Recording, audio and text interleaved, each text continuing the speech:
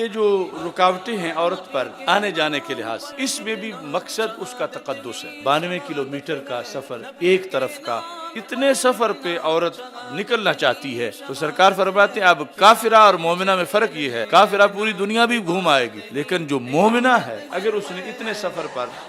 نکلنا ہے تو حلال تب ہے کہ جب ان میں سے کوئی ساتھ ہو۔ کہ رسول اکرم صلی اللہ علیہ وسلم نے ارشاد فرمایا مثل الرافلۃ فی الزینہ، رافلہ ہے کہ خوبصورت کپڑے پہن کے ٹہل کے چلنا، اگرچہ چہرہ ڈھانپا ہوا بھی ہو، چہرہ ننگا ہو وہ تو ایک علیحدہ جرم ہے، بال کھلے ہوں وہ علیحدہ جرم ہے، پھر کپڑے نیم اریاں ہو وہ علیحدہ جرم ہے۔ بنتی کہاں ہے؟ فی غیر اہلہا، جہاں اس کا اپنا گھر نہیں ہے۔ کمثل ظلمت یوم القیامت لا نور لہا، سب کچھ اس کا ایک اندھیرا ہے جس کو بظاہر وہ بڑا پسند کر رہی ہے اور لوگ اس کو دیکھ کے خوش ہو رہے ہیں، ان کے لیے بھی اور ان کے لیے، اس اپنے کے لیے بھی رسول پاک صلی اللہ علیہ وسلم نے فرمایا ایسی ظلمت ہے کہ جس میں کوئی نور نہیں۔ یعدل ذالک کلہ، یہ جو کچھ تم نے سوال میں بیان کیا یا اس کے علاوہ بھی جو کچھ مرد کر سکتے ہیں اور تم نہیں کر سکتے، یہ تمہارا گھر میں یہ بال بچے کی خدمت اس سب کے برابر ہے، یعنی جتنا انہیں وہاں شہادت کی بنیاد پر، غازی بننے کی بنیاد پر اور جمعے جماعات میں شرکت اور باقی جو اس طرح کے کام جہاں عورتیں نہیں جا سکتی ہر طرف، وہ سب کے برابر تمہیں رب ذوالجلال گھر بیٹھے ہی اجر و ثواب عطا فرما دیتا ہے۔ توحید و رسالت کا نعرہ، توحید و رسالت کا نعرہ دنیا میں لگانے نکلے ہیں۔ بسم اللہ الرحمن الرحیم، رب اشرح لی صدری ویسر لی امری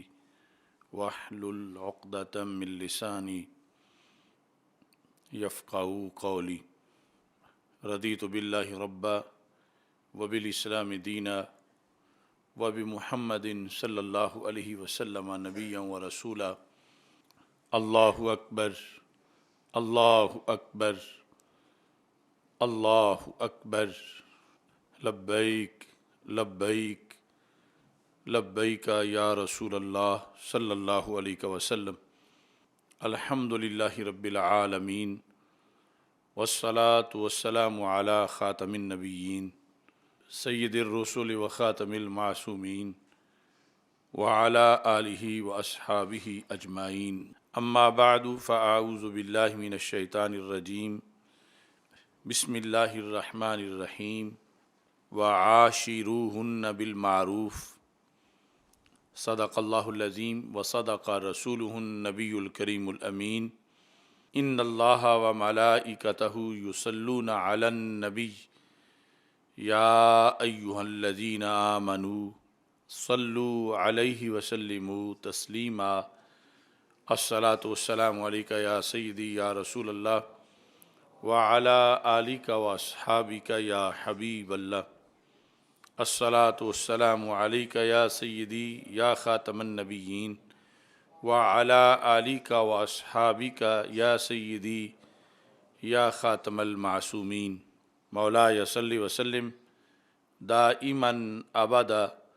علی حبیبک خیر الخلق کلہم، منزہ عن شریک فی محاسنہ فجوہر الحسن فیہ غیر منقسم، محمد تاج رسل اللہ قاطبۃ، محمد صادق الاقوال والکلم، محمد ذکرہ روح لانفسنا، محمد شکرہ فرد علی الامم۔ رب صل وسلم دائما ابدا علی حبیبک خیر الخلق کلہم۔ اللہ تبارک و تعالی جل جلالہ وعم نوالہ وتم برہانہ وعظم شانہ وجل ذکرہ وعز اسمہ کی حمد و ثناء، اور حضور سرور کائنات، مفخر موجودات، زینت بزم کائنات، دستگیر جہاں، غم گسار زماں، سید سروراں، حامی بے کساں، قائد المرسلین خاتم النبیین احمد مجتبیٰ جناب محمد مصطفیٰ صلی اللہ علیہ وآلہ وصحابہ وبارک وسلم کے دربار گوہر بار میں ہدیہ درود و سلام عرض کرنے کے بعد السلام علیکم ورحمۃ اللہ وبرکاتہ۔ خدایا بحق کے بنی فاطمہ کہ برقول ایماں کنی خاتمہ، اگر دعوتم رد کنی ور قبول، منو دستو دامان آل رسول صلی اللہ علیہ وسلم۔ اللہ تبارک و تعالی جل جلالہ و عم نوالہ و تم برہانہ و اعظم شانہ و جل ذکرہ و عز اسمہ کے فضل اور توفیق سے تحریک لبیک یا رسول اللہ صلی اللہ علیہ وسلم اور تحریک صراط مستقیم کے زیر اہتمام مرکز صراط مستقیم تاج باغ لاہور سے 29ویں سالانہ فہم دین کورس کا سلسلہ جاری ہے، اور آج کا موضوع ہے تحفظ مقام نسواں۔ میری دعا ہے خالق کائنات جل جلالہ ہم سب کو قرآن و سنت کا فہم عطا فرمائے اور قرآن و سنت کے ابلاغ و تبلیغ اور اس پر عمل کرنے کی توفیق عطا فرمائے۔ شریعت مطہرہ میں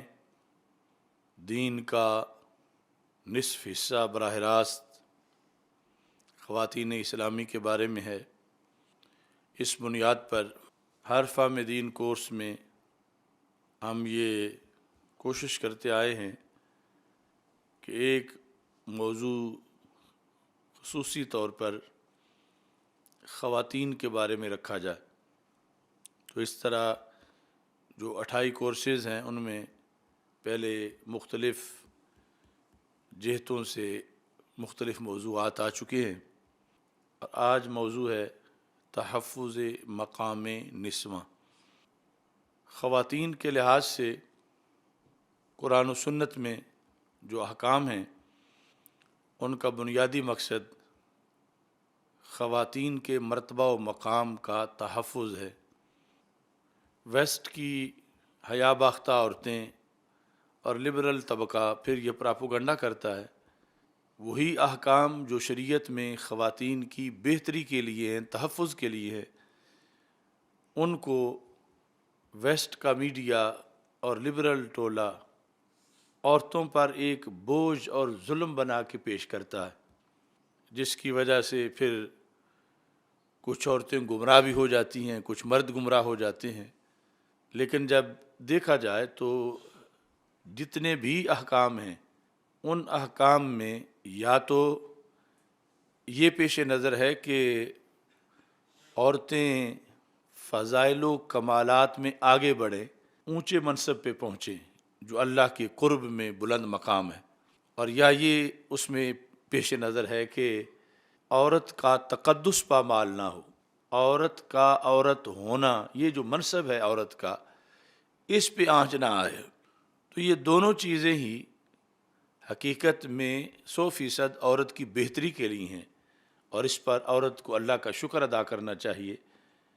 کہ رب ذوالجلال نے اس قدر عورت کو نوازا اور اس کے لیے آیات نازل کیں۔ قرآن کی ایک پوری سورہ اس کی احکام کے لیے ہے، سورۃ النساء، اور اس کے علاوہ آیات ہیں، پھر احادیث ہیں۔ تو عورت کو یہ شکر ادا کرنا چاہیے کہ رب ذوالجلال نے اسے عدم توجہ میں نہیں رکھا، بلکہ خالق کائنات جل جلالہ نے خصوصی توجہ سے، یعنی اللہ تبارک و تعالیٰ نے خصوصی طور پر ان کے لیے احکام جو ہیں وہ انہیں بتائے ہیں، انہیں مہمل نہیں چھوڑا، اور انہیں اپنی رحمتوں کا اس قدر استحقاق دیا ہے کہ وہ مردوں سے پیچھے نہ رہیں، بلکہ مختلف طریقوں سے وہ بھی اللہ کا قرب حاصل کریں۔ قرآن مجید برہان رشید کی سورہ نساء سے جو میں نے لفظ تلاوت کیے ہیں، آیت نمبر 19 ہے۔ اللہ تعالیٰ فرماتا ہے وَعَاشِرُوهُنَّ بِالْمَعْرُوفِ، کہ عورتوں سے معاشرت اچھے طریقے سے کرو، یعنی اللہ ہو کے عورتوں کے حقوق پر مردوں کو، ہر زمانے کے مردوں کو، ہر زمانے کی عورتوں کے لحاظ سے حکم دے رہا ہے، وَعَاشِرُوهُنَّ بِالْمَعْرُوفِ، کہ ان سے جو تمہارا ان کے ساتھ رہنا ہے، گزارا کرنا ہے، ازدواجی زندگی میں یا دیگر رشتوں کی بنیاد پر، اور خصوصی طور پر اس مقام پر جو ازدواجی معاملات ہیں، فرمایا وَعَاشِرُوهُنَّ بِالْمَعْرُوفِ، کہ جس خالق نے اے مردو تجھے پیدا کیا، اقیم الصلاح کہہ کے تجھ پہ نماز فرض کی، کتب علیکم الصیام کہہ کے تجھ پہ روزہ فرض کیا، للہ علی الناس حج البیت سے تجھ پہ حج فرض کیا، آتوا الزکاۃ کہہ کے زکوٰۃ فرض کی، اسی رب نے عاشروہن بالمعروف فرما کے تجھ پہ یہ فرض کیا ہے کہ ان کا معاملہ عورتوں کا، اس کو تم غیر سنجیدگی سے نہ لو اور اسے غیر ضروری نہ سمجھو، بلکہ تمہارا اللہ دیکھ رہا ہے اور تمہارا اللہ تجھ پہ یہ لازم کر رہا ہے کہ تم نے ان کے بارے میں جو تجھ پر حقوق ہیں وہ پورے ادا کرنے ہیں۔ اللہ کل اس کا مواخذہ کرے گا، اور خالق کائنات جل جلالہ کی آنکھوں کے سامنے سب کچھ ہے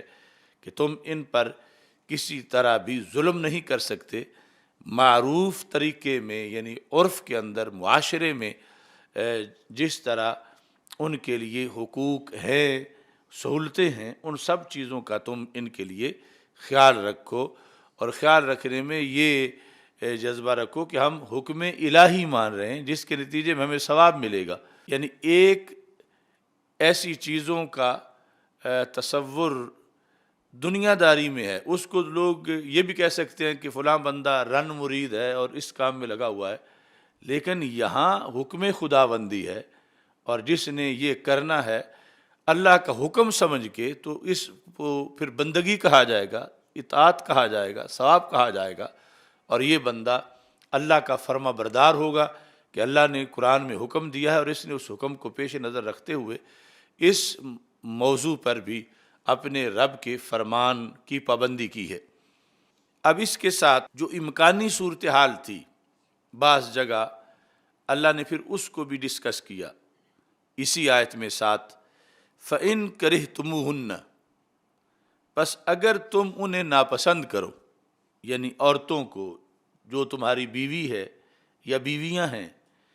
فَإِن كَرِهْتُمُوهُنَّ، طبی طور پر تمہیں وہ اچھی نہیں لگ رہی، تو اللہ فرماتا ہے فَعَسَىٰ أَن تَكْرَهُوا شَيْئًا وَيَجْعَلَ اللَّهُ فِيهِ خَيْرًا كَثِيرًا، قریب ہے کہ تم طبی طور پر تو کسی کو ناپسند کرو، لیکن اللہ اسی میں تمہارے لیے خیر کثیر بنا دے۔ یعنی تم اپنی طبیعت کا کلمہ نہ پڑھ لو کہ مجھے اچھی نہیں لگتی، تو اس پر کوئی تم آگے فیصلے شروع کر دو، جب اس میں کوئی شرعی جرم نہیں ہے، کوئی شرعی قباحت نہیں ہے، تو محض تمہیں اچھا نہ لگنا، شریعت اس کو کوئی عذر نہیں بناتی کہ تم اب اس کو طلاق دے دو یا چھوڑ دو۔ اللہ تعالیٰ فرماتا ہے فَإِن كَرِهْتُمُوهُنَّ، اگر تم انہیں ناپسند کرو، فَعَسَىٰ أَن تَكْرَهُوا شَيْئًا، قریب ہے کہ تم اپنے طور پر کسی کو ناپسند کر رہے ہو، لیکن تمہیں حقائق کا نہیں پتہ، تمہیں غیب کا نہیں پتہ، تمہیں مستقبل کا نہیں پتہ، تمہیں جو پردوں میں لپٹی ہوئی حکمتیں ہیں ان کا نہیں پتہ، فَعَسَىٰ أَن تَكْرَهُوا شَيْئًا وَيَجْعَلَ اللَّهُ فِيهِ خَيْرًا كَثِيرًا، کہ ادھر تم تو ناپسند کرتے ہو لیکن اللہ اسی میں تمہارے لیے خیر کثیر بنا دے۔ تو یہ نص قرآنی میں رب ذوالجلال نے اتنا جھنجھوڑا ہے اس صورت میں کہ جب مرد ناپسند کر رہا ہے تو اللہ پھر بھی عورت کی فیور کر رہا ہے، اور عورت کی فیور کرتے ہوئے پھر ساتھ یہ بھی ہے کہ اسی میں خالق کائنات جل جلالہ تمہارے لیے خیر کثیر بنا دے۔ اسی طرح قرآن مجید برہان رشید کے مثلا دیگر جو مقامات ہیں ان میں بھی پیش نظر احکام کے اندر عورت کا تحفظ ہے اور عورت کی بہتری ہے۔ مثال کے طور پر سورہ احزاب میں جہاں پردے کا حکم ہے، یا ایھا النبی قل لازواجک وبناتک ونساء المؤمنین یدنین علیہن من جلابیبہن، اے رسول صلی اللہ علیہ وسلم آپ اپنی ازواج مطہرات کو، مسلمانوں کی بیٹیوں کو، اپنی بیٹیوں کو اور مسلمانوں کی جو عورتیں ہیں انہیں یہ حکم دو کہ وہ اپنی چادریں اپنے اوپر بڑھا کے رکھیں، یعنی مکمل پردہ کریں۔ اس میں اللہ فرماتا ہے ذالک ادنیٰ ان یعرفن فلا یؤذین، یہ کیوں ہم ان پہ لازم کر رہے ہیں کہ پردہ کر کے رکھیں؟ اس کی حکمت کیا ہے؟ اللہ فرماتا ہے اس لیے کہ پردے میں ہوں گی تو پہچانی نہیں جائیں گی، تو پھر ان کو کوئی تکلیف نہیں دے گا۔ فلا یؤذین یعنی اصل مقصد اذیت سے بچانا ہے، اصل مقصد دختران اسلام کو، عورتوں کو اذیت سے بچانا ہے۔ یعنی جو تمہید میں نے دو باتیں عرض کی کہ جتنے بھی احکام ہیں ان میں یا تو انہیں قرب خداوندی میں اونچے مقام پہ لے جانا مقصد ہے، یا یہ ہے کہ انہیں کوئی ان کا جو مقام ہے، تقدس ہے عورت ہونے کے لحاظ سے، اس تقدس پہ کہیں آنچ آنے کا خطرہ ہے، تو رب ذوالجلال نے پھر ایسے احکام ان کے لیے بنائے ہیں کہ ان کے مقام کا تحفظ رہے۔ اب جس چیز کو لبرل ٹولہ یا ویسٹ کے گماشتے ایک بوجھ بنا کے عورت کے لیے پیش کر رہے ہیں، تو اللہ تعالیٰ تو فرماتا ہے کہ ہم نے اس لیے کیا ہے کہ عورتوں کو کوئی اذیت نہ دے۔ تو بات تو وہ راجح ہے جو اللہ تعالیٰ کی ہے، اور جس حکمت اور جس سبب کو رب ذوالجلال جو ہے وہ بیان کرتا ہے، اور یقیناً وہی ہے۔ تو اس بنیاد پر یعنی قرآن مجید برہان رشید کی یہ آیات اس چیز کو واضح کر رہی ہیں کہ اللہ کی کوئی عداوت نہیں عورتوں سے یا مسلمانوں پر کہ سختی کا مقصد ہو، بلکہ اس میں بہتری مقصود ہے، اور اس بہتری کے پیش نظر رب ذوالجلال نے وہ سورہ نساء کی آیت میں مردوں کو سمجھایا کہ تمہیں اگر جلد بہتری کا پتہ نہیں بھی چل رہا تو بالآخر تمہیں پتہ چل جائے گا کہ اگرچہ تم ناپسند کر رہے ہو اسی میں اللہ نے تمہارے لیے بہتری رکھی ہے۔ اور پھر یہاں عورتوں کے لحاظ سے کہ یہ جو تمہارے لیے ہے کہ گہرا پردہ اچھی طرح کرو، اس میں تمہارا فائدہ ہے کہ تمہیں کوئی اذیت نہ پہنچے۔ اللہ تمہیں اذیت سے بچانے کے لیے یہ تم سے تمہارے اوپر جو اللہ کی مہربانی ہے، اللہ خوش ہے، راضی ہے، اس کے پیش نظر رب ذوالجلال تمہیں یہ احکام عطا فرما رہا ہے۔ اب ان آیات کی روشنی میں پھر رسول اکرم صلی اللہ علیہ وسلم کی مختلف احادیث ہیں، اور نسواں کے اندر ویسے تو پھر نسوانی رشتے بہت زیادہ ہیں اور ہر جہت میں پھر احکام ہیں، لیکن سر فہرست بحیثیت ایک بیوی کے ایک عورت کے لیے جو حقوق ہیں، تعلیمات ہیں، اور جن کی زیادہ ضرورت پڑتی ہے اور جہاں زیادہ اہتمام کرنا پڑتا ہے کہ بندے کے لیے مشکلات بھی آتی ہیں اہتمام کرنے میں، اس کے لحاظ سے پھر خصوصی طور پر چند احادیث جو ہیں وہ پیش کی جاتی ہیں تاکہ ان کو پیش نظر رکھا جائے۔ اور یہ ازدواجی زندگی جو انسان کی زندگی میں ایک ناگزیر شعبہ ہے توالد اور تناسل کے لحاظ سے، اس کے گزرنے کے ساتھ ساتھ وہ جنت کا بھی مستحق بنے اور اس کی یہ زندگی کامیاب زندگی قرار پائے۔ رسول پاک صلی اللہ علیہ وسلم کا فرمان صحیح بخاری شریف میں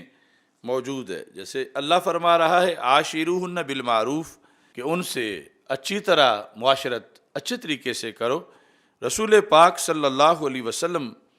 فرماتے ہیں وَاسْتَوْصُوا بِالنِّسَاءِ خَيْرًا، سرکار اپنے منصب نبوت سے حکم دے رہے امت کو کہ عورتوں کی خیر خواہی کرو۔ وَاسْتَوْصُوا بِالنِّسَاءِ خَيْرًا، یعنی انہیں اگنور نہ کر دو اور غیر ضروری نہ سمجھو، اللہ بھی مواخذہ کرے گا، اللہ کے رسول صلی اللہ علیہ وسلم بھی مواخذہ کریں گے، اور ان کے لیے احکام دربار رسالت صلی اللہ علیہ وسلم سے بھی ہیں، اور یہ نہیں کہ ان کا کوئی پرسان حال نہیں، شریعت میں ان کے لیے اللہ تعالیٰ کی طرف سے بھی متنبع کیا گیا ہے مردوں کو، اور رسول پاک صلی اللہ علیہ وسلم کی طرف سے بھی حکم ہے کہ عورتوں کی خیر خواہی کرو۔ اور پھر اس چیز کی طرف توجہ دلائی گئی کہ یہ خیر خواہی کرنے میں تمہیں مشکلات کا سامنا کرنا پڑے گا، تو پھر بھی تم نے خیر خواہی کرنی ہے، یعنی دوسری طرف سے کچھ ایسی چیزیں ہو سکتی ہیں کہ تمہیں غصہ آئے، لیکن تم نے پھر بھی خیر خواہی کرنی ہے۔ یہ یعنی کمال شفقت ہے رسول پاک صلی اللہ علیہ وسلم کی۔ آپ فرماتے ہیں فَإِنَّهُنَّ خُلِقْنَ مِن ضِلَعٍ، یہ پسلی سے بنی ہیں، وَإِنَّ أَعْوَجَ شَيْءٍ فِي الضِّلَعِ أَعْلَاهُ، اور پسلی میں جو سب سے ٹیڑھی چیز ہوتی ہے وہ اس کا اوپر والا حصہ ہوتا ہے۔ فَإِن ذَهَبْتَ تُقِيمُهُ كَسَرْتَهُ، پسلی کی ساخت ہی ٹیڑھی ہے، اگر تم یہ فیصلہ کر دو کہ میں اس کو سیدھا کر کے چھوڑوں گا، تو رسول پاک صلی اللہ علیہ وسلم فرماتے ہیں اس کا پسلی ہونا اس کا یہ تقاضا ہے کہ وہ ٹوٹ تو جائے گی، سیدھی نہیں ہوگی۔ فَإِن ذَهَبْتَ تُقِيمُهُ أَقَامَ يُقِيمُ، کہ میں اس کا ٹیڑھا پن یہ پسلی کی طرح کیوں ہے، میں اس کو سیدھا کروں، تو سرکار فرماتے ہیں کسرتہ، پھر توڑ بیٹھو گے۔ اور دوسری طرف اگر چھوڑ دو کہ جیسی ہے ویسی ہی رہے، اسے کچھ بھی نہ کہا جائے، تو سرکار فرماتے ہیں وَإِن تَرَكْتَهُ لَمْ يَزَلْ أَعْوَجَ، اگر چھوڑ دو گے تو پھر وہ ٹیڑھی ہی رہے گی۔ اب رہنا بھی ہے، معاشرت بھی ہے، وقت گزارنا ناگزیر ہے، اصلاح بھی کرنی ہے اور توڑنی بھی نہیں پسلی، تو اس واسطے سرکار صلی اللہ علیہ وسلم پھر یہ جملہ استعمال کیا، فرمایا فَاسْتَوْصُوا بِالنِّسَاءِ خَيْرًا، یعنی یہ گفتگو کر کے کہ وہ پسلی سے پیدا ہوئی ہے، پسلی کی طرح ہے، اور پسلی جو ہے اس کو اگر تم یہ تہیہ کر لو کہ سیدھا کر کے چھوڑنا ہے تو وہ ٹوٹ جائے گی، اور اگر یہ کہو کہ توجہ کی ضرورت ہی نہیں، یعنی جیسی ہے ویسی رہے، اس کی اصلاح ہی تم نہ کرو، اسے کچھ بتاؤ ہی نہیں، اسے تنبیہ نہ کرو، تو پھر وہ اس کا ٹیڑھا ہونا بھی تمہارے لیے مفید نہیں کہ وہ ٹیڑھی ہی رہے گی۔ تو پھر بین کرو کہ اس پر توجہ بھی دو اصلاح کے لیے جہاں اگر ضرورت ہے، اور یہ کہ یوں بھی نہ کرو کہ توڑ دو، تو اس کے لیے پھر رسول پاک صلی اللہ علیہ وسلم نے فرمایا فَاسْتَوْصُوا بِالنِّسَاءِ خَيْرًا۔ ویسے سرکار دو عالم صلی اللہ علیہ وسلم گفتگو میں تکرار نہیں فرماتے، تو یہ حدیث شروع بھی اس سے ہوئی ہے وَاسْتَوْصُوا بِالنِّسَاءِ خَيْرًا، اور ختم بھی اس پہ ہو رہی ہے فَاسْتَوْصُوا بِالنِّسَاءِ خَيْرًا، کہ نبی اکرم نور مجسم شفیع معظم صلی اللہ علیہ وسلم نے، چونکہ نہایت حساس موضوع ہے اور حقائق سرکار کے سامنے ہیں، اور رسول پاک صلی اللہ علیہ وسلم چاہتے ہیں کہ کسی بھی گھر کا نقصان نہ ہو جائے، چونکہ آگے توالد تناسل اور نسل انسانی کی بقا کا سلسلہ ہے، تو اس بنیاد پر نبی اکرم نور مجسم شفیع معظم صلی اللہ علیہ وسلم نے سب کچھ بیان کر کے پھر یہ حکم دیا کہ فَاسْتَوْصُوا بِالنِّسَاءِ خَيْرًا، کہ میں تمہیں شریعت اسلامی میں یہ حکم دے رہا ہوں کہ عورتوں کی خیر خواہی کرو، وہ طریقہ اختیار کرو جس میں خیر خواہی ہو، ان کی بد خواہی نہ ہو، ان سے عداوت نہ ہو، بلکہ اس کے اندر جو نتیجہ بنے، جو کچھ تم کہہ رہے ہو اس نتیجے میں خیر ہی خیر ہو۔ یہ یعنی خواتین اسلامی کو سمجھنا چاہیے کہ ان کے رسول صلی اللہ علیہ وسلم ان پر کتنے مہربان ہیں، اور کس قدر نبی اکرم نور مجسم شفیع معظم صلی اللہ علیہ وسلم نے شریعت اسلامی میں ان کے لیے اپنی طرف سے نرمی کا جو پہلو ہے اس کو خصوصی طور پر اجاگر کیا ہے، اور مردوں کو اس کی آپ صلی اللہ علیہ وسلم نے تلقین فرمائی ہے۔ ایسے ہی اس کے ساتھ ملتے جلتے الفاظ جو ہیں وہ جامع ترمذی میں موجود ہیں، ان کے اندر بھی رسول پاک صلی اللہ علیہ وسلم کی طرف سے اصلاح کا یہی جذبہ ہے۔ یہ جلد نمبر 2 ہے، بابو ما جاء فی حق المرأۃ علی زوجہا، عورت کا خامد پر حق کیا ہے، اس میں رسول پاک صلی اللہ علیہ وسلم فرماتے ہیں خیارکم خیارکم لنسائہم خلقا، کہ جب یہ میرٹ بنے گا قیامت کے دن یا دنیا میں کہ لوگوں میں بہتر کون ہے، تو اس میرٹ کے اندر اس چیز کو سر فہرست دیکھا جائے گا کہ اپنی بیویوں کے لحاظ سے بہتر کون ہے، اپنے اہل و عیال کے لحاظ سے بہتر کون ہے۔ یعنی ویسے تو بہتری میں کاؤنٹ ہے کہ نماز پڑھتا ہے نہیں پڑھتا، روزہ رکھتا ہے، حج کیا ہے استطاعت پر، عقیدہ کیسا ہے، یہ ساری چیزیں شمار ہوتی ہیں، لیکن اس موضوع پر خاص طور پر گھر کا جو معاملہ ہے اس کو بھی رسول پاک صلی اللہ علیہ وسلم نے سامنے رکھا کہ اگر ایک بندہ تہجد گزارا نمازی ہے مگر اپنے گھر والوں کے لیے وہ ابر کرم نہیں بلکہ ان کے لیے وبال جان بنا ہوا ہے، تو اس کے لیے رسول پاک صلی اللہ علیہ وسلم نے یہ حکم دیا کہ تم وقت ہے کہ ابھی اپنی اصلاح کر لو، چونکہ یہ چیز بھی شمار ہوگی اور بڑی حد تک اس کو مقدم کیا جائے گا کہ پاک محبوب صلی اللہ علیہ وسلم فرماتے ہیں خیارکم خیارکم لنسائہم خلقا، کہ تم میں سے بہترین وہ ہیں جو تم میں سے عورتوں کے حق میں خلق کے لحاظ سے بہترین ہیں، اپنے اخلاق میں عورتوں کے لحاظ سے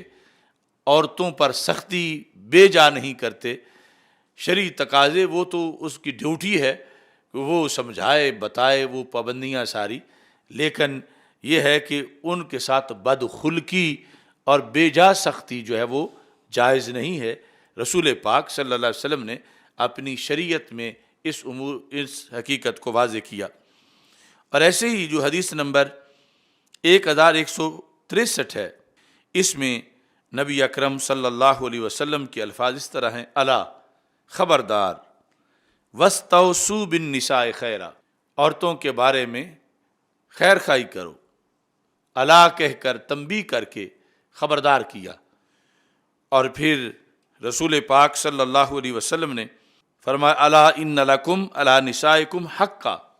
ولنسائکم علیکم حقا، کہ تمہاری عورتوں پہ حق ہے اور تمہاری عورتوں کا تمہارے اوپر حق ہے، تو ان حقوق کو پیش نظر رکھتے ہوئے حقوق کی ادائیگی کا جو معاملہ ہے اس کو مقدم کیا جائے۔ اس میں عاشروہن بالمعروف جو قرآن کا حکم ہے، عاشروہن بالمعروف، تو امام نسائی جو ہیں انہوں نے اس پر ایک پوری کتاب پھر لکھی، عشرۃ النساء، یعنی پھر بھی کچھ عورتیں کہتی ہیں کہ ہمارے بارے میں کوئی بولتا نہیں، یعنی ادھر قرآن کی پوری صورت ان کے لیے ہے، کتنی آیات ہیں، کتنی احادیث ہیں، اور پھر تاریخ میں کتنے اماموں نے مستقل ان کے حقوق پر کتابیں لکھی ہیں۔ تو یہ امام نسائی جو ہیں انہوں نے عشرۃ النساء جو کتاب لکھی ہے، اس سے ایک خاص حدیث جو ہے وہ آپ حضرات کے سامنے پیش کر رہا ہوں۔ حضرت جابر بن عبداللہ رضی اللہ تعالیٰ عنہ راوی ہیں، کہتے ہیں ان رسول اللہ صلی اللہ علیہ وسلم خطب الناس، کہ نبی اکرم صلی اللہ علیہ وسلم نے لوگوں کو خطبہ دیا۔ وہ خطبہ جو اس کا سارا موضوع ہی خواتین تھی، اور اس خطبے کے اندر جو لفظ ہیں اس سے رونگٹے کھڑے ہو جاتے ہیں۔ ادھر قرآن کہہ رہا ہے عاشروہن بالمعروف، سرکار فرما رہے ہیں استوصوا بالنساء خیرا، اور یہاں رسول پاک صلی اللہ علیہ وسلم فرماتے اتقوا اللہ فی النساء، عورتوں کے معاملے میں رب سے ڈرو، اتقوا اللہ فی النساء، عورتوں کے معاملے میں اللہ سے ڈرو، یعنی یہ شریعت کا اہم ترین لہجہ ہے، عورتوں کے معاملے میں اللہ سے ڈرو۔ اب کوئی کیسے کسی کی عورت بن گئی ہے؟ کیا پیسے دینے سے اس نے اس کو خرید لیا ہے؟ کس بنیاد پر وہ کسی کی بیٹی تھی اب اس کی خادمہ بنی ہوئی ہے؟ وہ کسی کی بیٹی تھی اب اس کے لیے اس نے اپنے آپ کو پیش کر رکھا ہے۔ رسول پاک صلی اللہ علیہ وسلم فرماتے ہیں فَإِنَّكُمْ أَخَذْتُمُوهُنَّ بِأَمَانَةِ اللَّهِ، تم نے انہیں اللہ کی امانت کے ذریعے حاصل کیا ہے. فَإِنَّكُمْ أَخَذْتُمُوهُنَّ بِأَمَانَةِ اللَّهِ, اللہ کی امانت کے ذریعے. یعنی ایک ہے تمہارے پاس بھائی کی امانت، ایک ہے ماموں کی امانت، ویسے امانتیں جو پڑی ہوتی ہیں، ایک ہے کسی چودھری کی امانت، اور پھر جتنا بڑا کوئی وڈیرا ہے کہ یہ دھیان رکھنا یہ فلاں کی امانت ہے. تو سرکار فرماتے ہیں جو تمہاری بیوی ہے اگرچہ اس کے میکے کمزور بھی ہوں، اس کے بھائی کمزور ہوں، اس کا باپ کمزور ہو، لیکن وہ امانت تمہارے اللہ کی ہے. تمہارے گھر وہ تمہارے اللہ کی امانت ہے. تو اللہ کی امانت میں خیانت نہ ہونے دینا، یعنی اللہ کی امانت کے امین بن کے رہنا. وہ تمہارے گھر جو کسی کی بیٹی ہے اور تمہاری بیوی ہے وہ کیا ہے؟ فرمایا انکم اخذتموہن بامانۃ اللہ، اللہ کی امانت کے ساتھ. اور اگلے جو الفاظ ہیں وہ مزید ضمیر کو جھنجھوڑتے ہیں. کیسے تمہارے لیے جائز ہو گیا اس کے ساتھ ازدواجی تعلق؟ کیا تمہارا حق تھا؟ تم نے کیا کیا کہ اب وہ کام ویسے اگر ہوتا تو زنا ہوتا اور تم شادی شدہ ہو کے کرتے تو تمہیں رجم ہوتا اور ویسے کوڑے لگتے. اب وہ کام تمہارے لیے جائز ہے اور بلکہ کار ثواب بھی بنا ہے. یہ کس بیس پر ایسے ہوا؟ سرکار فرماتے ہیں وَاسْتَحْلَلْتُمْ فُرُوجَهُنَّ بِكَلِمَةِ اللَّهِ، تم نے اپنے لیے ان کی شرمگاہوں کو حلال کیا اللہ کے کلمے کے ساتھ. یہ بات قابل غور ہے کہ تمہارے لیے وہ حلال ہو گئیں.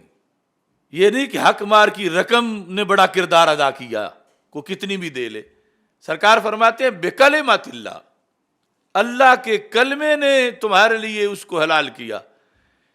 کلمے کی حلال کردہ چیز تمہارے پاس ہے تو تم آگے بگڑ نہ جاؤ اور تم اس پر آگے کوئی فساد کی صورت اختیار نہ کرو کہ وہ اللہ کی امانت ہے جو تمہارے پاس ہے اور جو اس میں تمہارے لیے حلال کا وصف ہے وہ کیسے بنا ہے. وَاسْتَحْلَلْتُمْ فُرُوجَهُنَّ بِكَلِمَةِ اللَّهِ، اللہ کے کلمے سے تم نے انہیں اپنے لیے حلال کیا. اب یہاں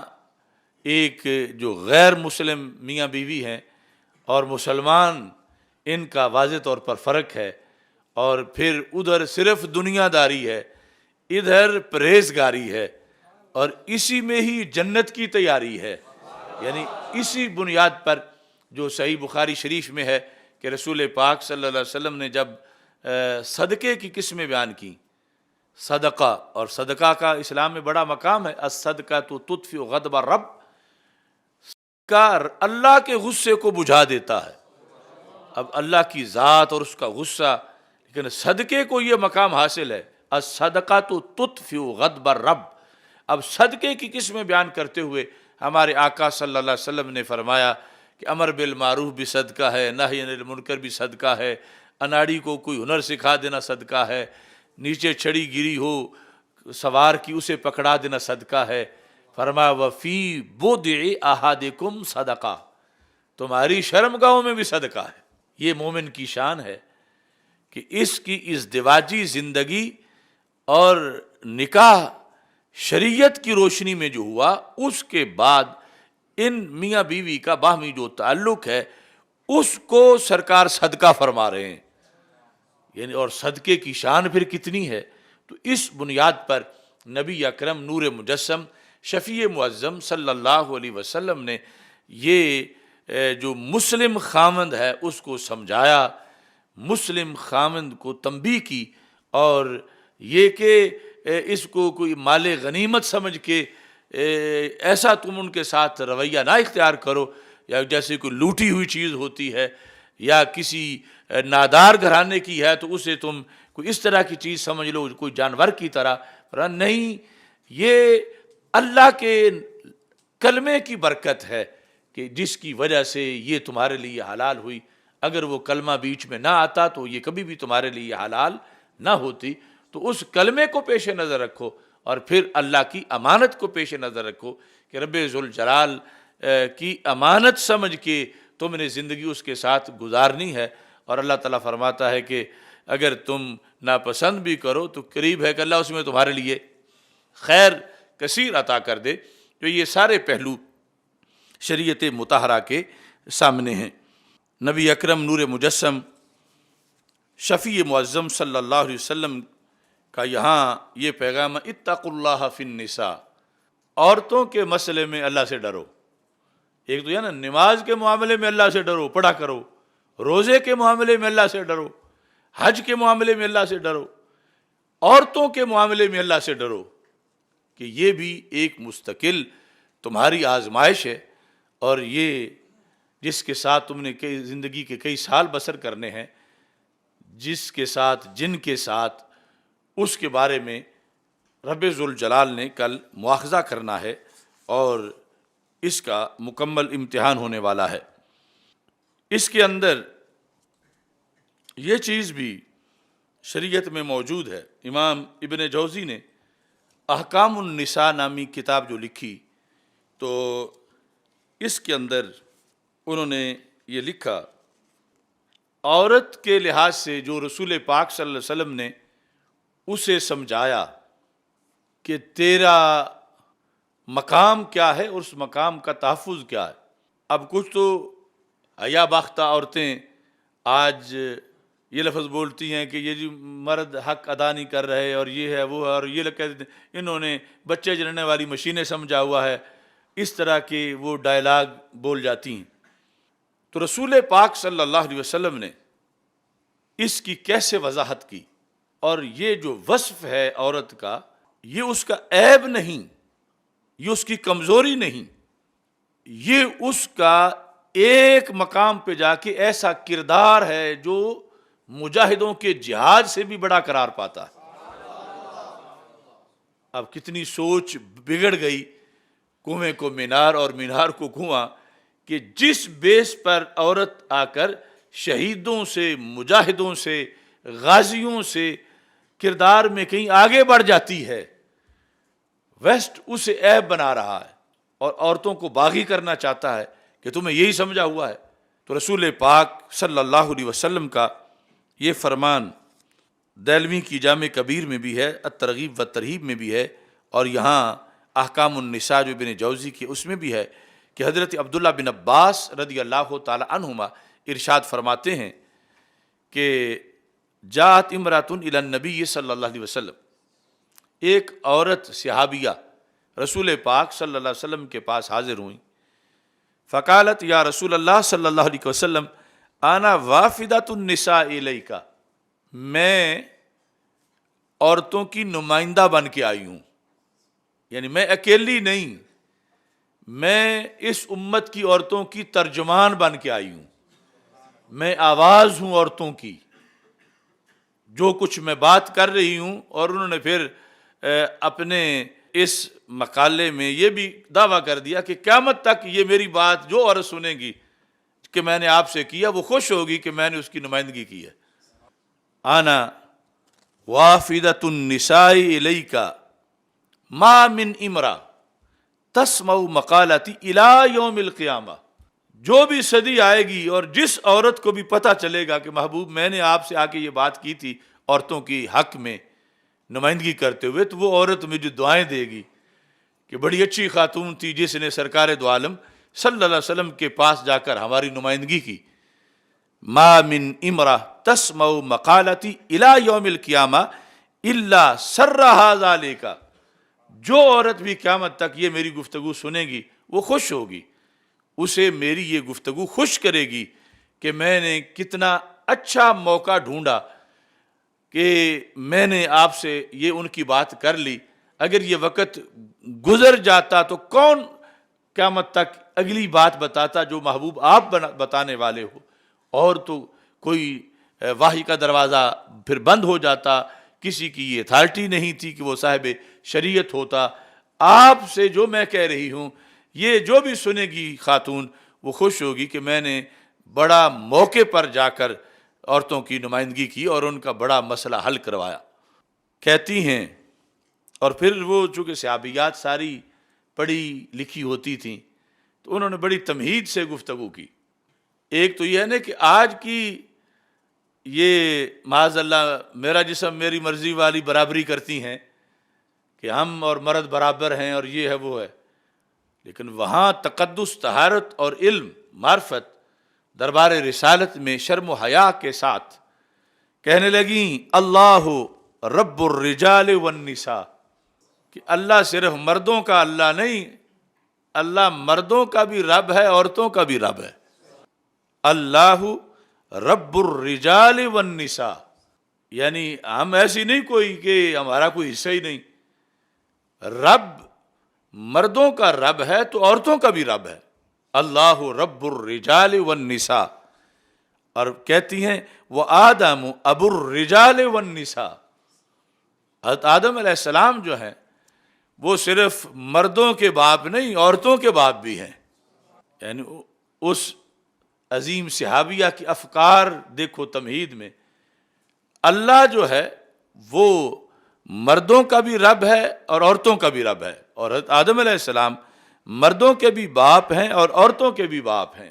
وحوا ام الرجال والنساء، اور حضرت حوا رضی اللہ تعالی عنہا مردوں کی بھی امی جان ہے اور عورتوں کی بھی امی جان ہے.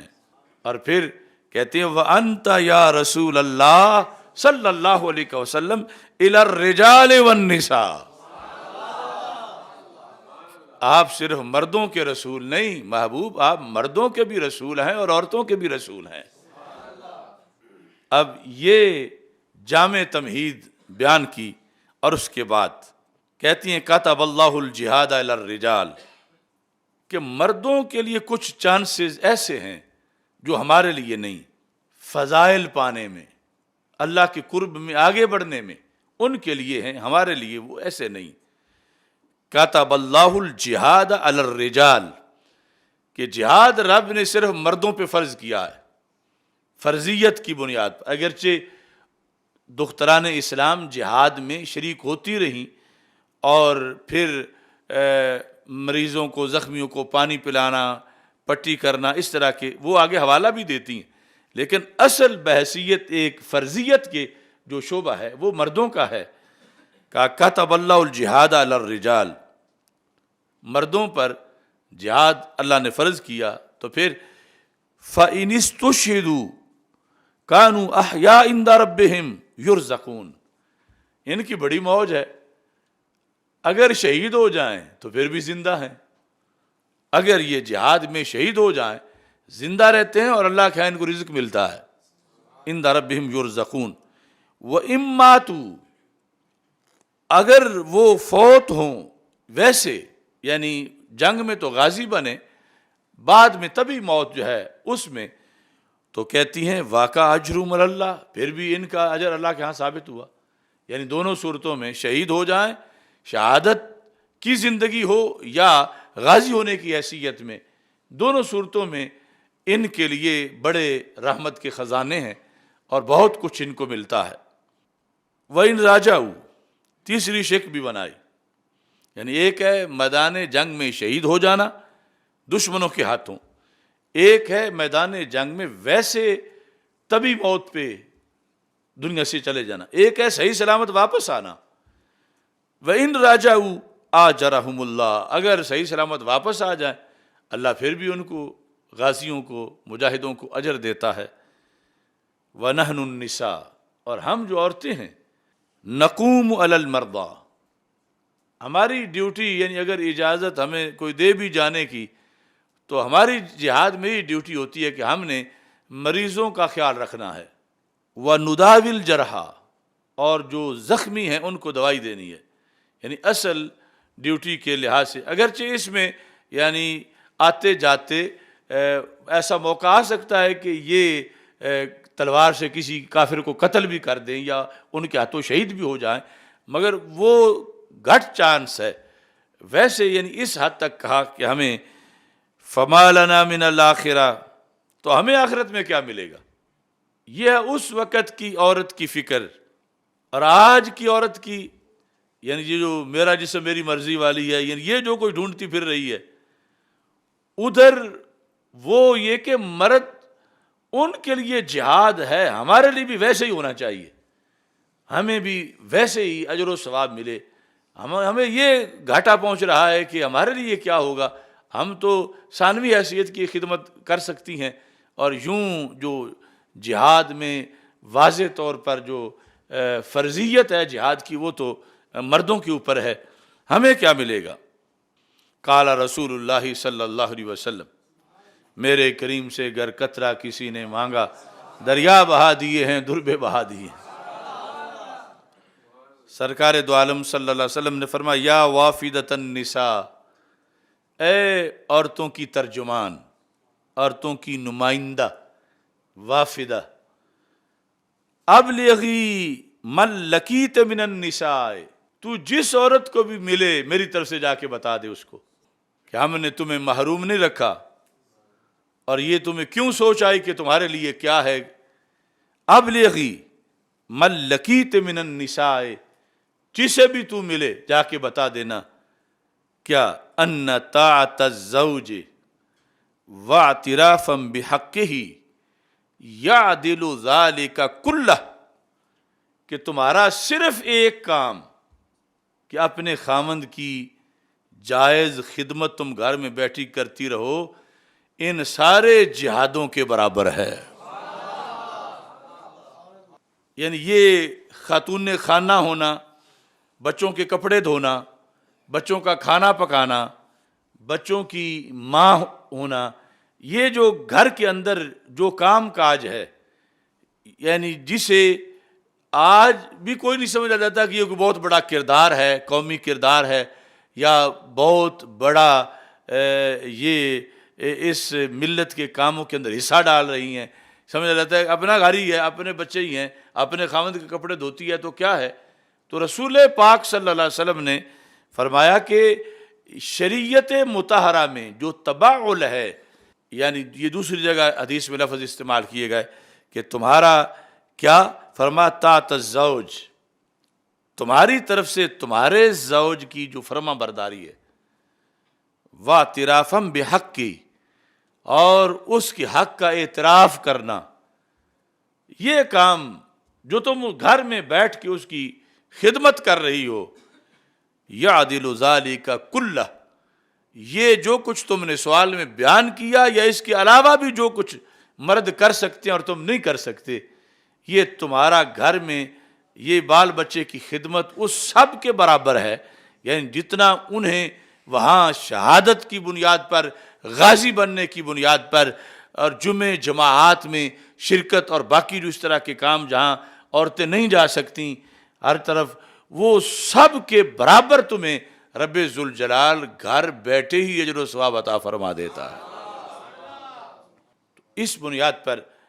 یعنی جو یہ جملے بولے جاتے ہیں کہ یہ تو پھر بچوں والی مشین ہے، یا یہ تو فلاں ہے، یا اس طرح کی صورتحال، یہ اسلام کے احکام سے ایک مذاق ہے، استہزاء ہے، توہین ہے۔ شریعت مطہرہ کے اندر جو خالق ہے عورت کا، اس نے جو اس کی ڈیوٹی لگائی ہے، چلو اگر وہ اس کے ساتھ مزید مثلا حافظہ ہے، عالمہ ہے، مفسرہ ہے، فقیہ ہے، اور بھی بہت سے خیر کے شعبے، اس کو وہ مقام حاصل ہے اور وہ کر رہی ہے، تو وہ ایک نور علی نور ہوگا۔ لیکن اصل جو عام مسلم عورت خاتون خانہ ہے، اس لیول سے رسول پاک صلی اللہ علیہ وسلم نے ان کے مقام کو بیان کیا کہ یہ کوئی معمولی کام نہیں شریعت میں، یا یہ نہیں کہ شریعت تمہیں اس پر کوئی انعام نہیں دے رہی یا تمہیں کوئی نوازا نہیں جا رہا، یہ تمہارا کام دیکھا جا رہا ہے، اور اس پر اللہ تعالیٰ کی طرف سے تمہیں اتنا اجر و ثواب ملنے والا ہے، اس قدر ادھر اتنا سخت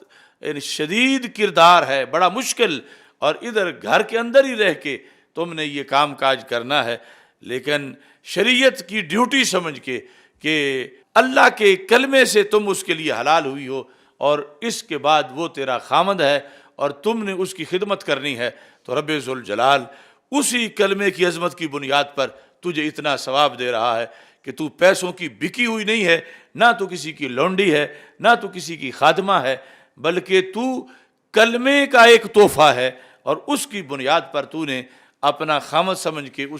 اس کی خدمت کی، تو اللہ تبارک و تعالیٰ تجھے اتنا اجر و ثواب دینے والا۔ اب اس میں یہ دوسرا پہلو بھی یقیناً موجود ہے کہ خامد بھی سوچے کہ وہ کتنی بڑی اس کی پرسنالٹی ہے کہ اس کی خدمت کرنے والی کو کیا جنت مل رہی ہے اور کیا کچھ مل رہا ہے، تو یہ اپنے رب کے حکم پر سر تسلیم خم کرے کہ میں تو معمولی سا بندہ ہوں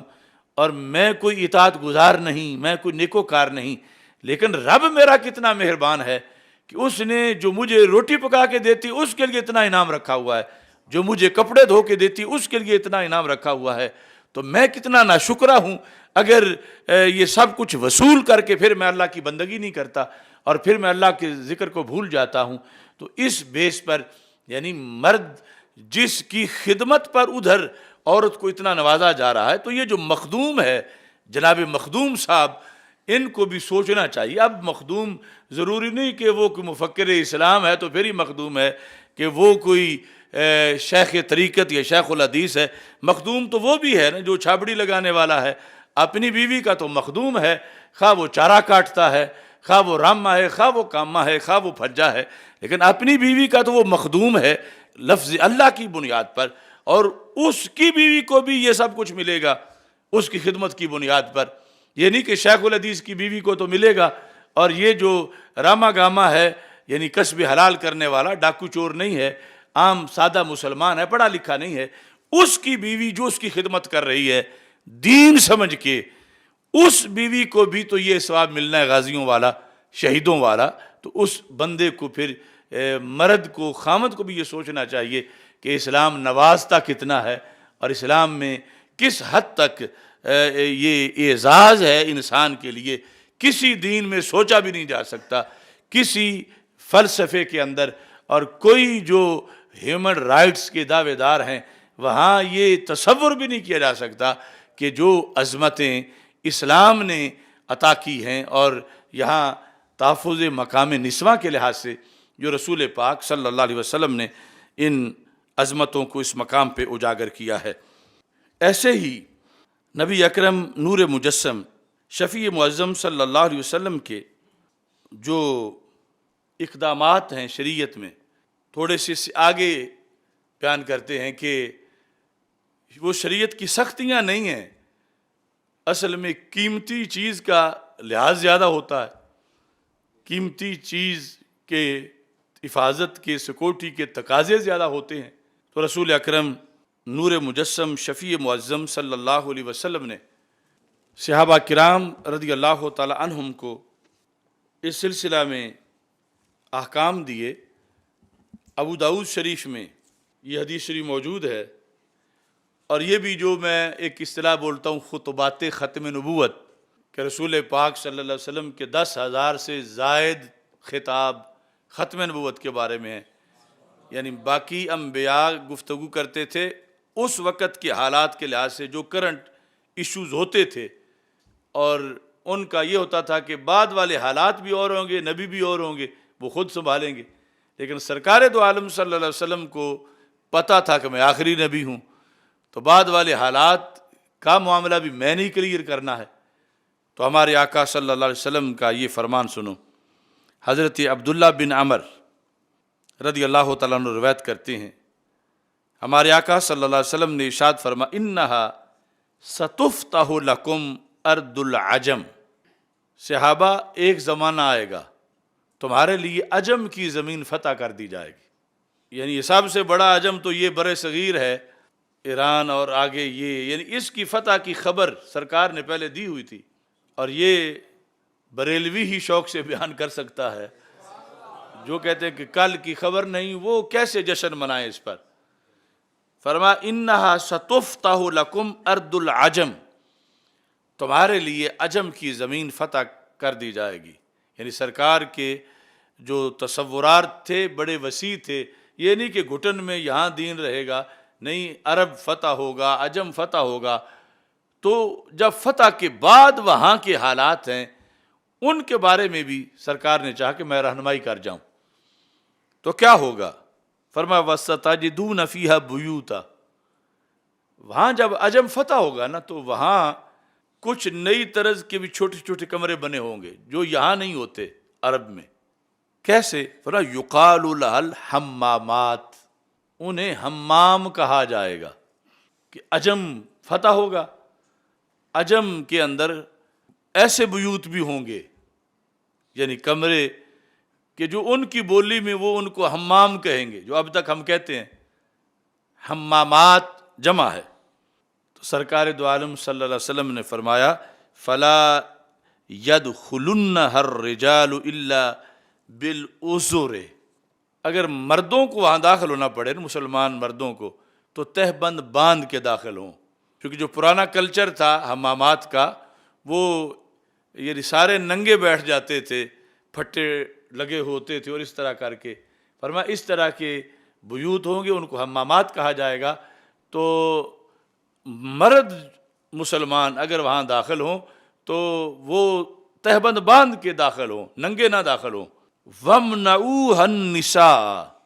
لیکن عورتوں کو نہ داخل ہونے دو وہاں پر. عورتوں کو منع کرنا، عورتیں حماموں میں نہ جائیں. وَمْنَعُوهَا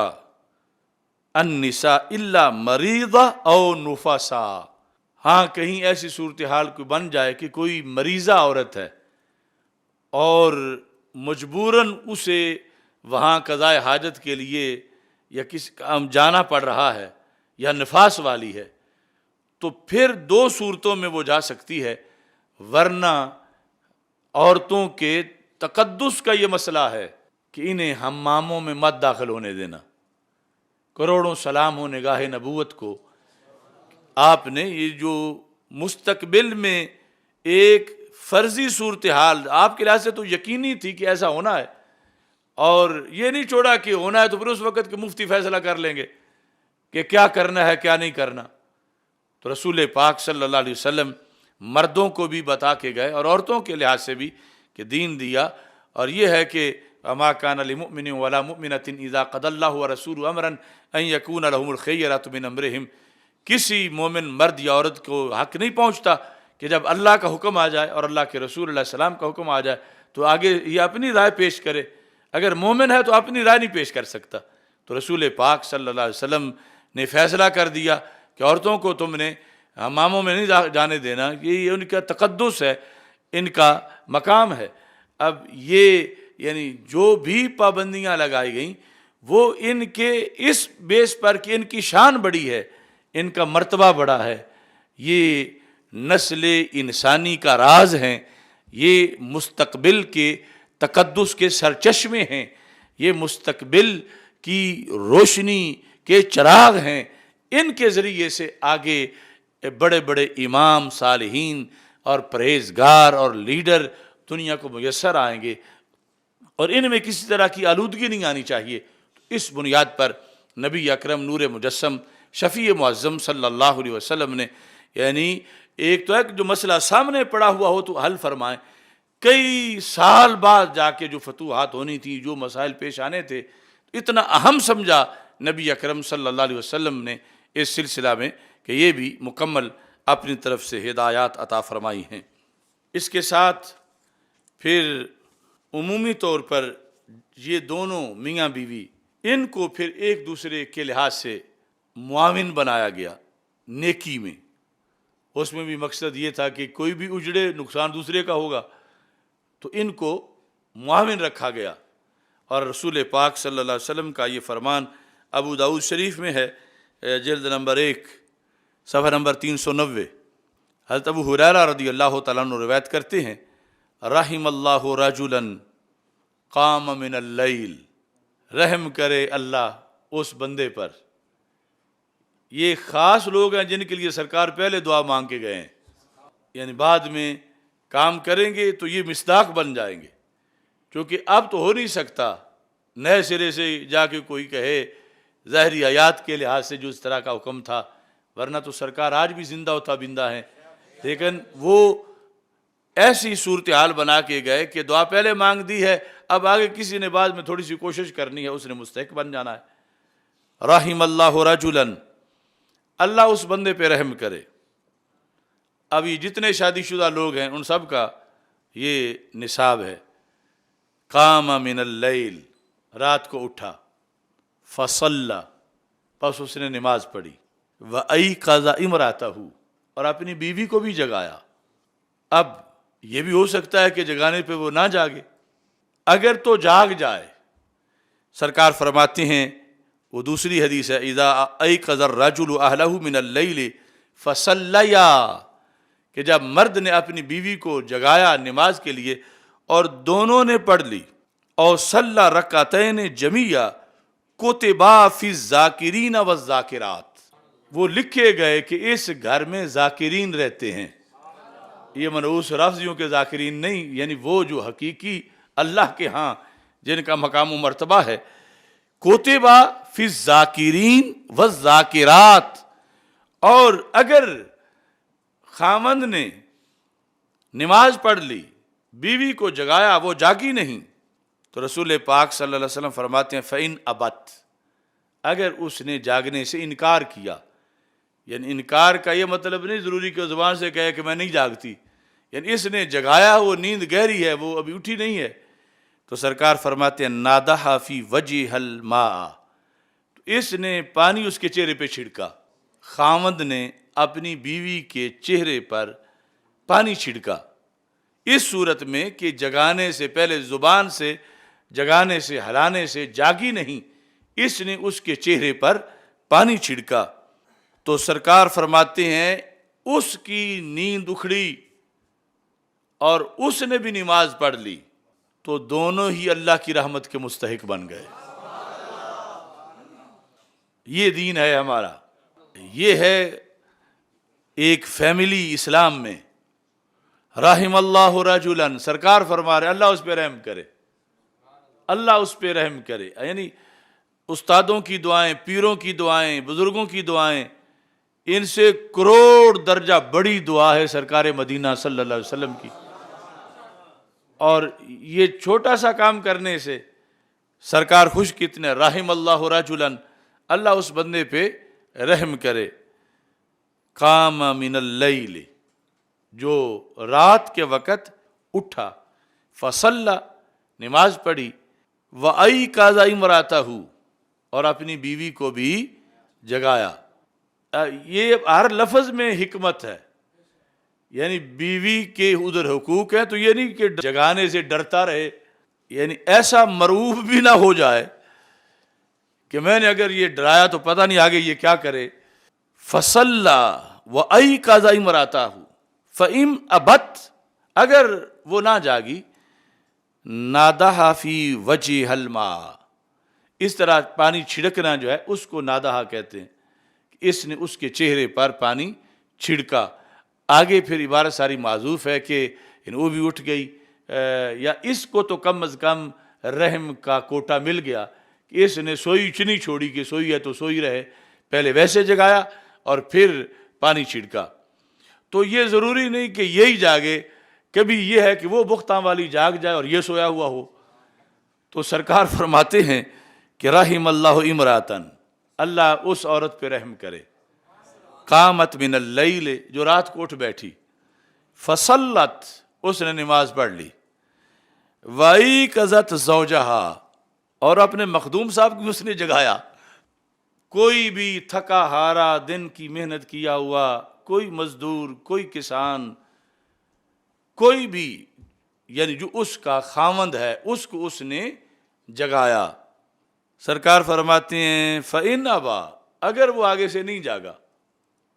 عورت کے جگانے سے وہ آگے سے نہیں جاگا، نادہت فی وجہ الماء، تو اس نے بھی اس کے منہ پہ پانی چھڑکا، تو اس عمل سے اس کا ثواب کھڑا ہو گیا، یعنی اس عورت کو اس دعا کی وہ مستحق بن گئی کہ جو رسول پاک صلی اللہ علیہ وسلم اس کے لیے مانگ کے گئے ہیں۔ جس کا موقع روزانہ بنتا ہے، یعنی سال کی ان دعاؤں کا حساب کرو روزانہ کی فجر کے وقت، تو سرکار کتنا نواز کے گئے ہیں.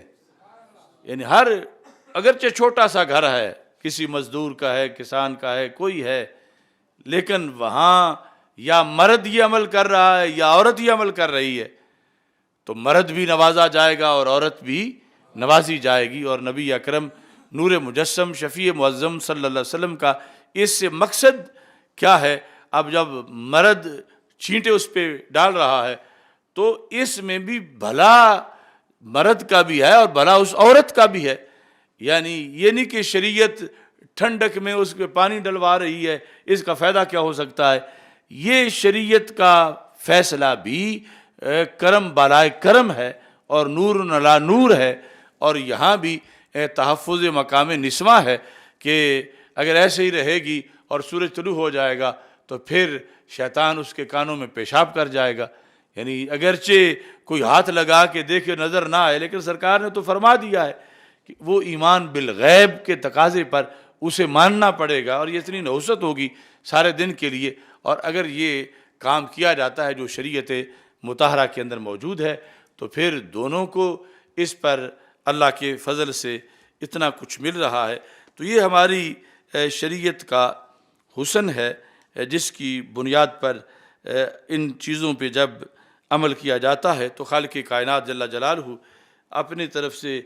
یہ چھوٹے چھوٹے کام بظاہر جو ہیں اس وجہ سے پھر بینک بیلنس نیکیوں کا بہت بڑھ جاتا ہے. اور معاشر کے دن انہی بنیادوں پر پھر ثواب کے ذخیرے ہوں گے ایسے لوگوں کے کہ انہوں نے شریعت کو پیش نظر رکھا اور اس پر عمل کرتے رہے. اب یہ جو رکاوٹیں ہیں عورت پر آنے جانے کے لحاظ سے، اس میں بھی مقصد اس کا تقدس ہے. رسول پاک صلی اللہ علیہ وسلم کا یہ فرمان ہے جامع ترمذی میں، یہ جلد نمبر 2 صفحہ نمبر 227 پہ، اور یہ معمولی بات نہیں، یہ بھی اہم ہے. لا یحل لامرأۃ تؤمن باللہ والیوم الآخر، یہاں تک جا کے بات کی رسول پاک صلی اللہ علیہ وسلم نے. اگر مومن عورت ہے تو پھر اس کے لیے حلال نہیں. اگر مومن نہیں تو جو کرتی پھر تو ویسے ہی جہنمی ہے. اگر مومن عورت ہے اس کے لیے حلال نہیں. کیا؟ ان تسافر سفرا یکون 3 ایام فصاعدا، کہ وہ ایسا سفر کرے اکیلے وہ ایسا سفر کرے جو 3 دنوں کا بنتا ہے، گھر سے اکیلی نکل جائے. یہ جو پھر اس کو فقہا نے پھر پیمائش کی اور صلاۃ قصر کے لحاظ سے، اور تقریباً یعنی وہ 92 کلومیٹر کا سفر ایک طرف کا، اتنے سفر پہ عورت نکلنا چاہتی ہے تو سرکار فرماتے ہیں اب کافرہ اور مومنہ میں فرق یہ ہے، کافرہ پوری دنیا بھی گھوم آئے گی، لیکن جو مومنہ ہے اگر اس نے اتنے سفر پر نکلنا ہے تو اس کے ساتھ اس کا باپ ہونا چاہیے، الا ومعها ابوها او اخوها او زوجها او ابنها او ذو محرم منها، کہ اس کے ساتھ اگر اس نے اتنے سفر پہ گھر سے نکلنا ہے تو حلال تب ہے کہ جب ان میں سے کوئی ساتھ ہو، کہ ان میں سے اس کا باپ ساتھ ہو، اس کا بھائی ساتھ ہو، یا اس کا زوج ساتھ ہو، یا اس کا بیٹا ساتھ ہو، یا کوئی ذی محرم اس کے ساتھ ہو، کوئی ان میں سے، تو پھر اس سفر حلال ہے. اب یہ بھی اس کی ویلیو ظاہر کی گئی ہے کہ یہ بھیڑوں بکریوں جیسی نہیں، یا عام جو یہودن نصرانی عورت ہے یا اس طرح کی یہ نہیں، بلکہ اسلام والی ہے، اور اس کے لیے شریعت کے یہ تقاضے ہیں، اور ان تقاضوں کے پیش نظر یہ اس کی پابندیاں ہیں کہ سفر میں کئی مسائل بن سکتے ہیں، اور اس کا اگر کوئی محرم ساتھ نہیں ہوگا تو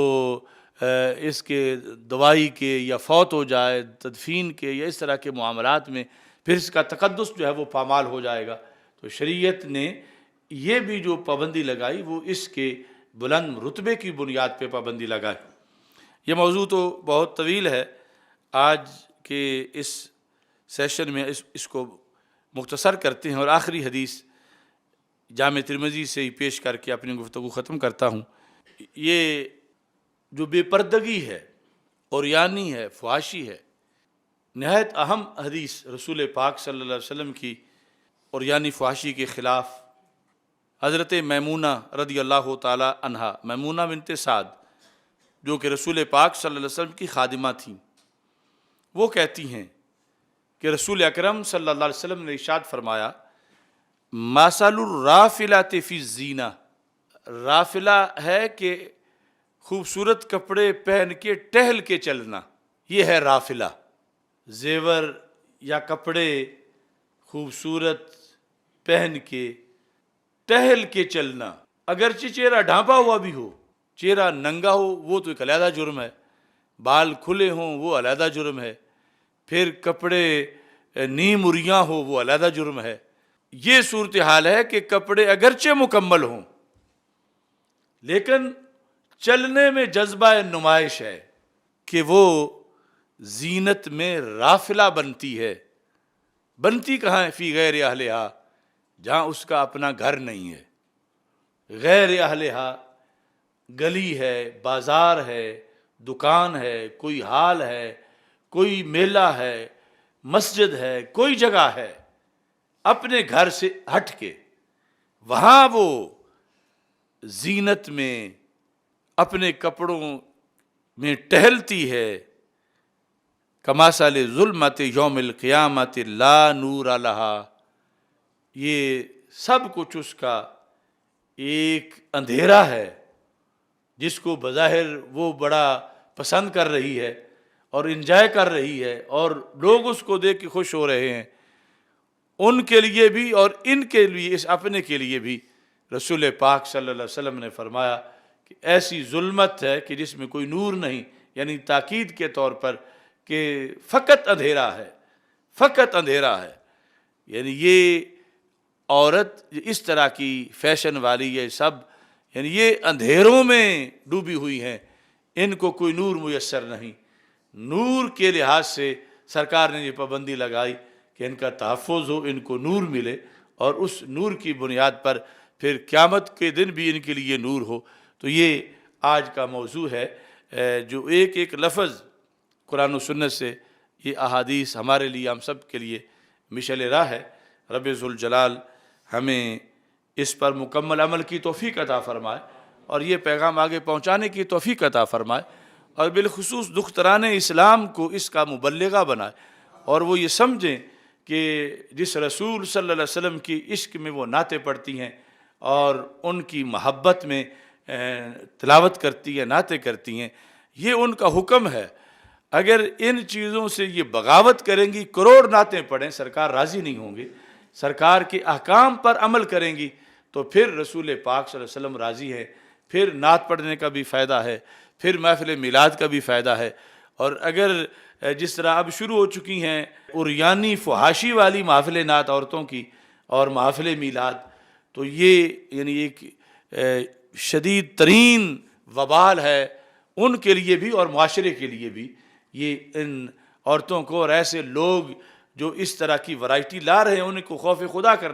رکھنا چاہیے۔ یہ بالخصوص منہاج القرآن والے اس طرح کے فتنوں کے دروازے کھولتے ہیں اور کھولتے ہی جا رہے ہیں، اور پھر آگے جو ہے وہ اور بہت سے اپریشیٹ کرنے والے موجود ہوتے ہیں جو کہ اس طرح کی چیز کو سب آگے اخذ کر لیتے ہیں۔ کبھی ان کا یہ مقصد ہوتا ہے کہ کلچر کو اپناتے ہوئے ثقافتی انداز میں میلاد منایا جائے، تو وہ ایک نیا کنجر خانہ ہوتا ہے کہ جس میں مرد عورت سب اکٹھے ہیں اور کہیں ڈانس ہو رہا ہے، پھر تھوڑی سی نعت بھی پڑھی جا رہی ہے اور پھر کچھ بانٹا جا رہا ہے، اور یہ ثقافتی انداز میں میلاد منایا جا رہا ہے۔ تو یہ الٹا ہماری محفل میلاد کے خلاف ان لوگوں کا بہت بڑا حملہ ہے،